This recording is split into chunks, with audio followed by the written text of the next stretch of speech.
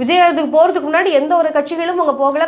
அங்க அரசியல் செய்வதற்காக சென்றார்கள். நான் என்ன கேட்கிறேன்னா, விடுதலை சிறுத்தைகள் மட்டுமே உயிரோட்டமான ஒரு விஷயத்தை செய்தார்கள். ஆனால் திருமாவளவன் என்ன செஞ்சார்னா, களத்துக்கே போனார், அங்கே தங்கினார், அங்கே கட்டில் போட்டு தூங்கினார், 3 நாட்களாக அந்த மக்களோடு தெரிஞ்சார், ஒவ்வொரு குடும்பத்துக்கு நிதி கொடுத்தார். இது ஒரு பெரிய சாதனை. ஆனால் அதற்கு பிறகு அதை பேசுபொருளாக கொண்டு போனது யார்?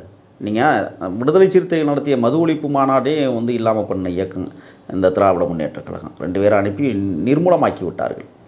விஜய் அவர்கள் களத்திற்கு போகிறார் என்று சொன்னபோது கதறாங்களே ஏன்?